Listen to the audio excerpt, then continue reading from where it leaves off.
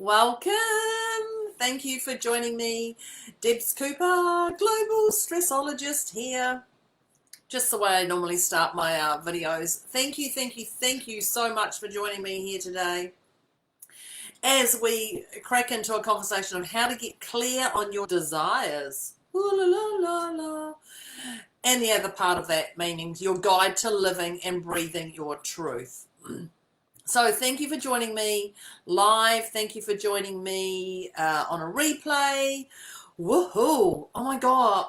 I'm sure I say this every weekend or every Friday that this is a goodie, but this is a goodie. I would love to know, first I'd love to know where you are in the world. That really helps me look at our time frames, our guidelines of when we're talking, and where you are in the world. And at the end, I'm going to ask you just to let me know what resonates with you for today, because clearly there's something that's resonated with you to jump on here. So thank you for letting me know that you're here. Now, I'm going to say one thing before I crack into this, and that is get a pen, biro, whatever you want to call it, pen and paper, and start writing these tips, because I'm going to give you some solid advice on how to get clear of your desires that you can actually understand and help. Oh, hey, Danny. Hi. Oh, Sunshine Coast. I bet you that's really warm, because we have hideous rain outside. Oh, yes, Rachel. Yep. I'm the same. Brrr, a little bit brisk. So let's just crack onto this. So how to get clear on your desires. I've come up with some tips that I would love you to really start thinking about. And I'm going to try and keep them as brief as possible and sharp so that you're aware of it. But I would love you just to write them down and then expand on it in your mind when you're thinking about this after today's call. So the tip number one I'm going to say is, I'm just going to see if I can get this smaller, is your language. And for those who know me, I'm not actually talking about swearing language, which you would probably go, oh yeah, that's Deb talking about swearing. Just make sure we've got this covered up here. No, I'm actually talking about your language that you say. So tip one is your desires. They must be your desires, not others. And you can tell when they are, with your language, you can tell if they're yours or someone else's, because we use little words. And our little words are should.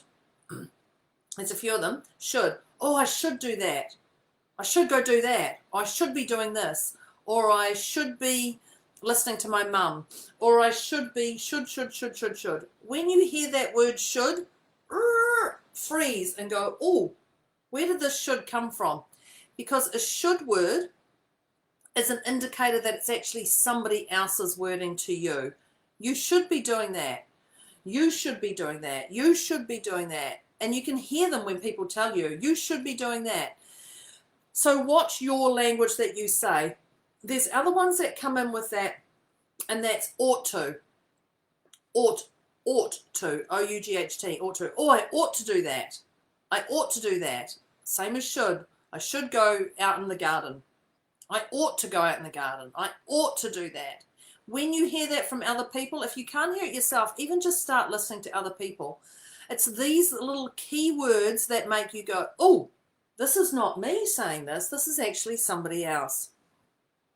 The other part of the language is have to. Have to. H-A-V-E space T-O. I have to do that.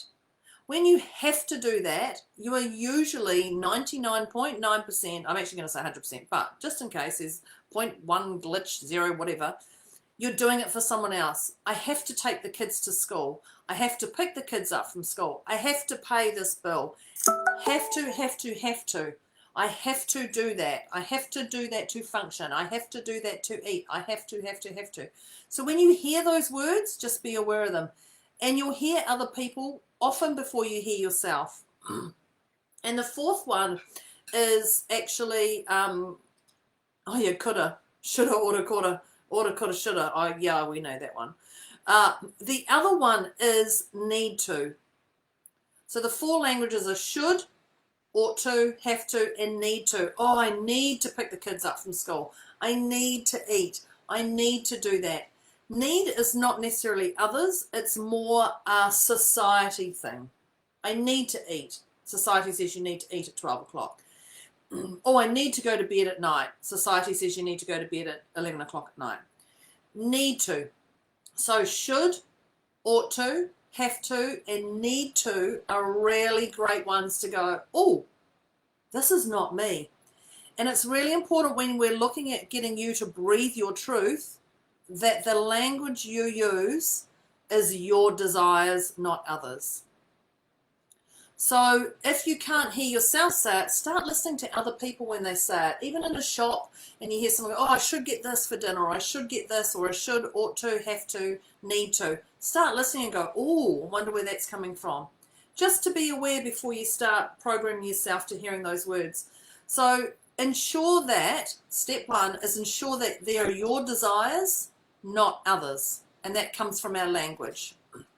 Not the normal language you would think that Deborah would be talking about. Number 2 is my favourite C word. Certainty. Certainty, certainty, certainty.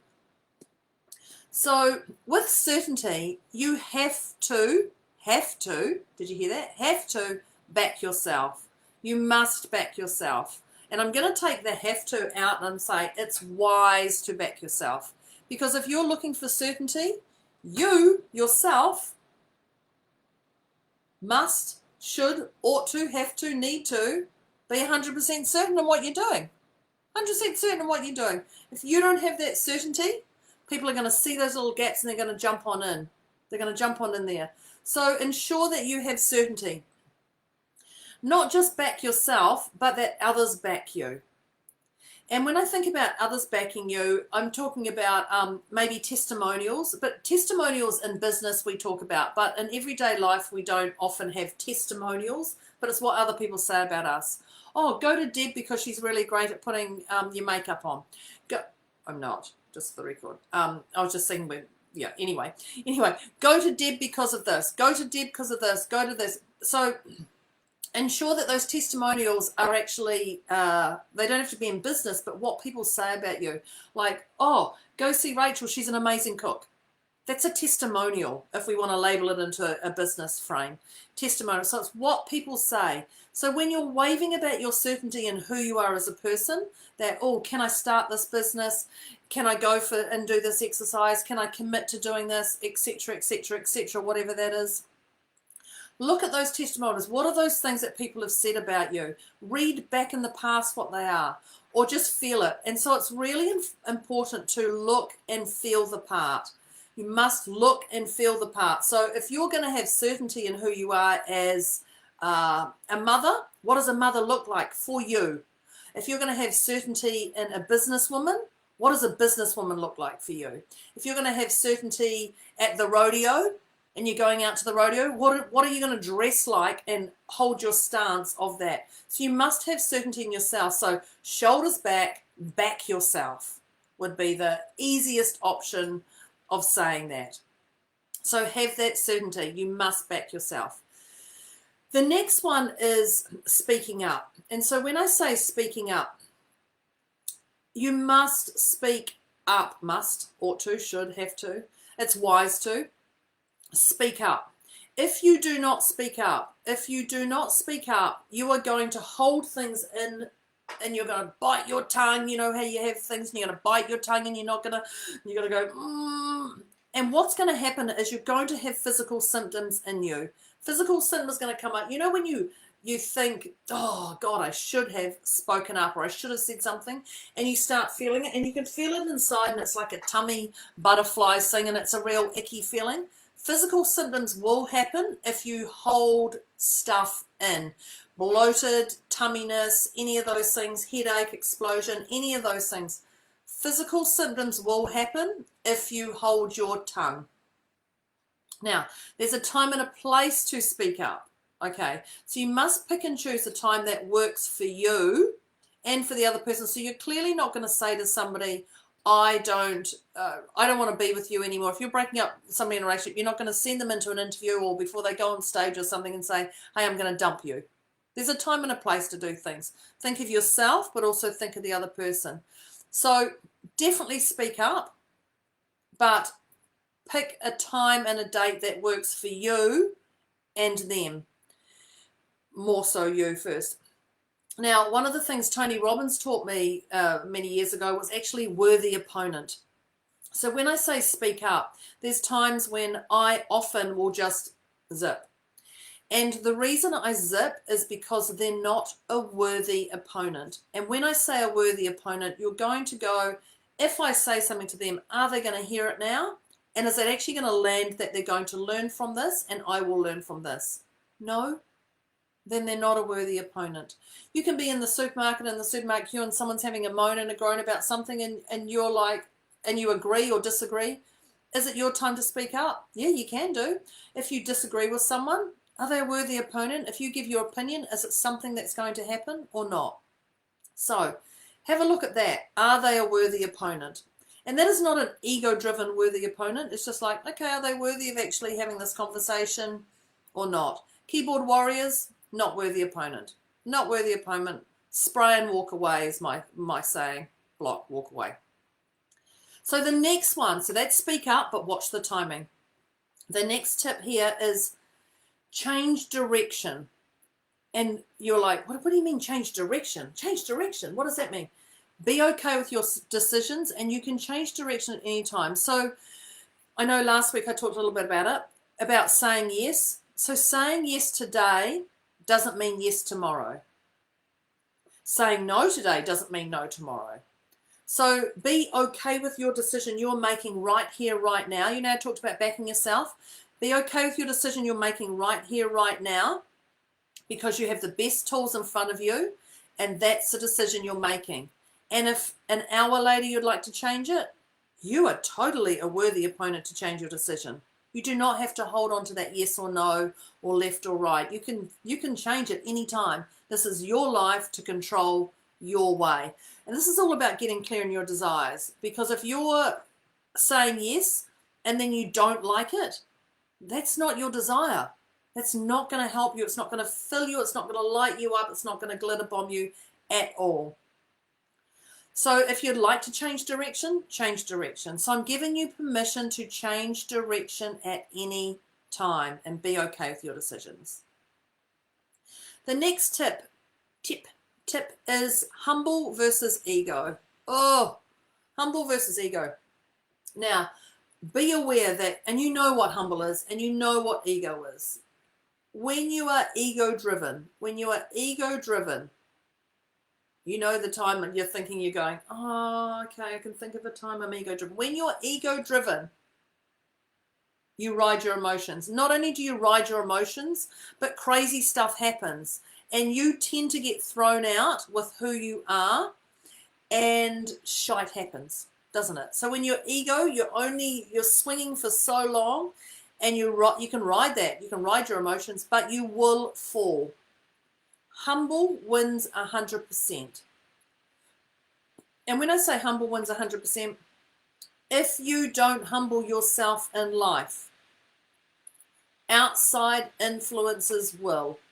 And when I say outside influences, I'm talking about friends, family, strangers, objects. You'll break your phone or whatever it is. Check out that crack on that phone. Humble wins 100%. Be aware of your ego, because when you get on the ego train, it's wise to get off as quick as you can, because it will actually damage you down the track. So humble yourself before the universe, friends and family, strangers, or whatever does. So be aware of that humble versus ego. My next tip is, guess what this one starts with? G. And we know, I'm sure you can guess what this one is. It's gratitude. When you're getting clear on your desires, be grateful. Be grateful for everything. And when I say everything, be grateful for who you are. Be grateful for who you are as a person. Be grateful for what you've been through. Be grateful for what you've been through. And be grateful for what you could be going to go through. So it's really wise to be grateful for everything. Why do you want to be grateful for everything? Because there's a shift in your heart and you have a different level of energy when you are grateful. So be grateful who you are, who you're not, who you are and who you're not. Be grateful for what you've done. Be grateful for what you haven't done. Be grateful for what you could be going to get done.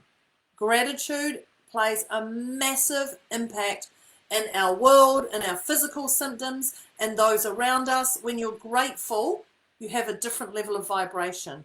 And that level of vibration is a higher level of vibration, not an ego-driven higher level, but it's just a higher level of vibration that you attract different energy around you. But when you're out of gratitude, when you're in a poo place, what happens? Poo gets thrown at you. So be aware of that. Be grateful for everything around you and those not around you to lift your level up. And as I say that, the very last tip I'm going to give you is your social influence. And when I talk about your social influence for your getting clear on your desires, your social influence is those around you. Those who are around you, those who are not around you. And have a look and go, are they the best people? Are they the best people to be around me while I'm building this? While I'm starting this new business? While I'm doing this, committing to this goal of going for a half marathon? Are they the best people to be around? You must look at your social influence because they have such a large impact on the decisions you make and don't make. And of course, one of the things I'm going to say about your social influence is connect with me. And why would you connect with me, I'm going to say? Because I'm going to help you. I'm going to up-level you. We're going to take those things that you're sitting at, that you're plateauing, and we're going to go beyond that.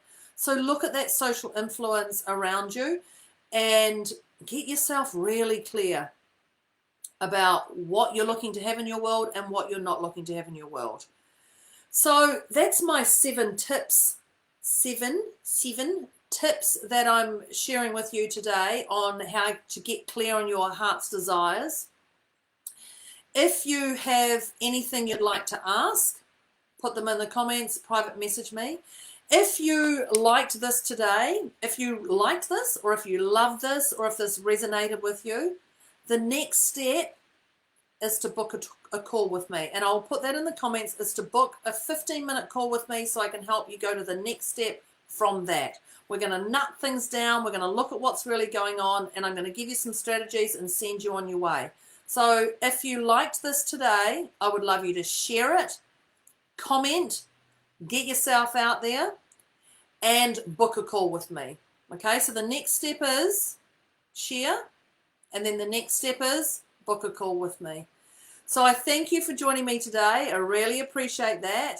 And that is how to get clear on your desires and your guide to living and breathing your truth. Thank you very much. That's Debz Cooper signing off from a very rainy, cold day outside where I'm going to stay inside my beautiful office. Thank you very much. Have an amazing day. I will see you next time. Remember the next step. Share and book a call with me. See ya.